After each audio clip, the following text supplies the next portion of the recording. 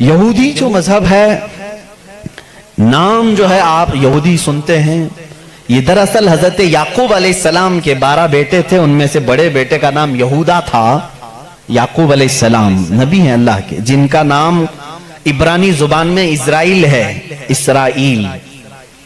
ان کے بیٹوں کو بنی اسرائیل کہتے ہیں۔ وہ 12 بیٹے تھے یعقوب علیہ السلام کے، انہی میں سے ایک بڑے بیٹے یہودا تھے، یا بیچ میں کوئی ایک بیٹے کا نام یہودا تھا۔ اسی نام سے جو بھی بنی اسرائیل ہوتا اسے یہودی کہا جانے لگا۔ یہودی ایک قوم کا نام ہو گیا، وہ اب اس کو انگلش میں جیوز کہتے ہیں آج۔ جیوز یہ دنیا کی شریر قوم ہے، بڑی شریر قوم ہے۔ پہلے یہ لوگوں نے نبیوں کا قتل کیا ہے۔ ان کے بارے میں کیونکہ میں وہی باتیں کر رہا ہوں جو قرآن کہہ رہا ہے۔ اگر آپ کہیں گے بہت کٹر پنتھی ہو جائے گی تو پھر قرآن کو بھی بند کرنا پڑے گا۔ قرآن کہتا ہے یقتلون النبیین بغیر حق، یہ ناحق نبیوں کا قتل کرتے تھے۔ جب قرآن ان کی باتیں بیان کر رہا ہے تو میں کیوں نہ بیان کروں؟ یہ شریر قوم تھے، حق بات کو کبھی تسلیم نہیں کرتے تھے۔ بہرحال زکریا علیہ السلام کے قاتل یہ ہیں، یحییٰ علیہ السلام کے قاتل یہ ہیں، اور عیسیٰ علیہ السلام کو سولی پر چڑھانے کے سارے بندوبست انہی نے کیا۔ یہ بات مجھ سے نہیں، عیسائیوں سے جا کے پوچھ لو، ان سے پوچھنا جیزس کو کون سولی پر چڑھایا تھا، جبکہ ہمارا عقیدہ ہے کہ عیسیٰ علیہ السلام کو سولی نہیں دی گئی۔ ہمارا عقیدہ ہے، قرآن سے ثابت ہے، اس پر میں بعد میں گفتگو کرتا ہوں۔ لیکن یہ یہودی قوم بڑی پرانی ہے، یعقوب علیہ السلام سے چل رہی ہے، ٹھیک ہے، کافی پرانی۔ یہ مانتے کس کتاب کو؟ کسی بھی دین کو، کسی بھی مذہب سے ہم کو اگر بات کرنا ہے تو اس کی جو مقدس کتاب ہے اسی سے بات کرنا۔ میں بھی انہی سے بات کروں گا، ہوائی فائرنگ نہیں۔ جو مقدس کتاب تمہارے نزدیک ہے اسی کی باتیں اگر میں رکھتا ہوں۔ یہاں محفل میں اتنا وقت نہیں ہوتا، تھوڑی تھوڑی جھلکیاں میں دے کر کے جاؤں گا تاکہ جو ریسرچ اسکالر ہیں وہ اس کو آگے بڑھائیں اور پھر اپنی تحقیق سے لوگوں کے سامنے یہ باتوں کو لائیں۔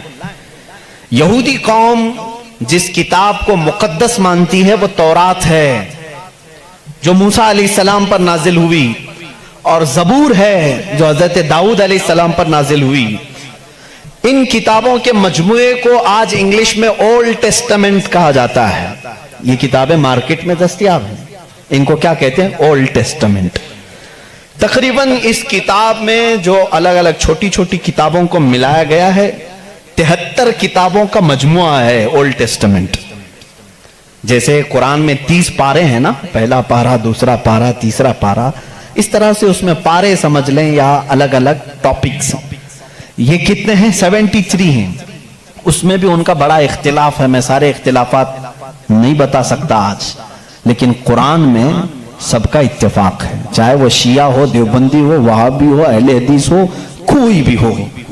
جو عقیدہ ہم رکھتے ہیں اہل سنت و جماعت کہ قرآن کے 30 پارے ہیں، سب کا اس بات پر اتفاق ہے۔ لیکن اولڈ ٹیسٹمنٹ پر سب کا اتفاق نہیں، ان میں سے کچھ مذہب 73 مانتے ہیں، کچھ 66 مانتے ہیں، 66 مانتے ہیں، کچھ لوگ 27 مانتے ہیں۔ بہرحال اولڈ ٹیسٹمنٹ میں ایک باب ہے جس کو استثناء کہتے ہیں، ایک پارے کا نام ہے، ایک کتاب کا، ایک جز کا، جس کو ڈیوٹرونومی انگلش میں کہتے ہیں۔ اس میں ایک آیت آئی ہے۔ آیت ظاہر سی بات ہے اللہ کی ہے، آیت اللہ کی ہے اور موسیٰ علیہ السلام پر نازل ہو رہی ہے۔ اللہ تعالیٰ فرما رہا ہے، اے موسیٰ، میں تمہارے بعد تمہارے بھائیوں میں، بھائیوں سے مراد نبیوں میں، ایک ایسا نبی بھیجوں گا جو تمہاری ہی طرح سے ہوگا، تمہاری طرح سے ہوگا، لیکن میں اس کے منہ میں اپنی زبان رکھ دوں گا۔ اور دوسری آیت آتی ہے کہ وہ فاران کی چوٹیوں سے چمکے گا۔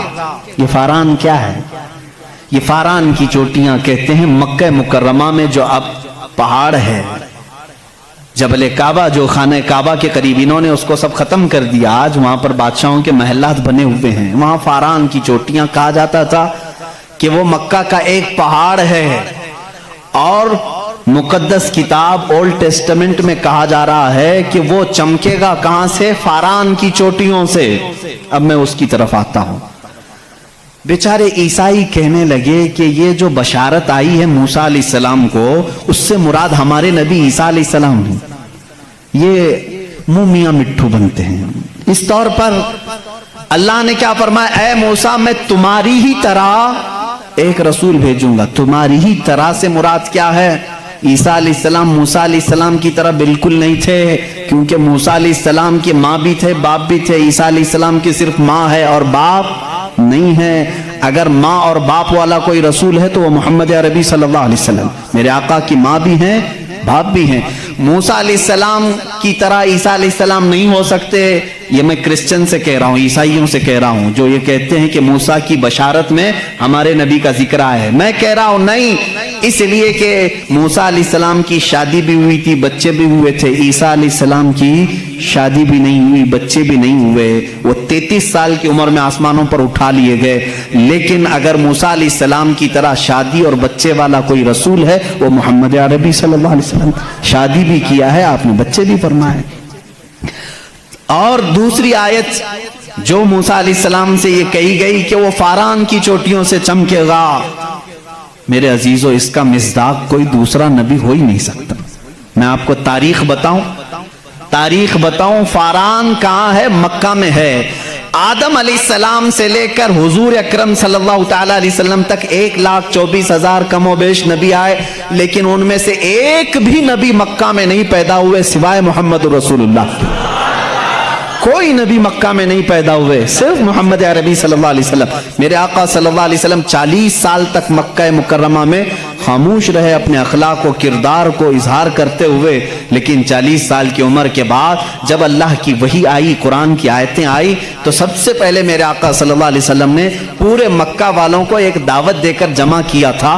कहां जमा किया? यही फारान की चोटियों में। यह पहला मजमा है, पहला जलसा है मेरे आका का। उसी जलसे में मेरे आका ने सबसे पहली मर्तबा ये ऐलान किया, ऐ मक्का वालों, मैं मोहम्मद अल्लाह का आखिरी रसूल हूं।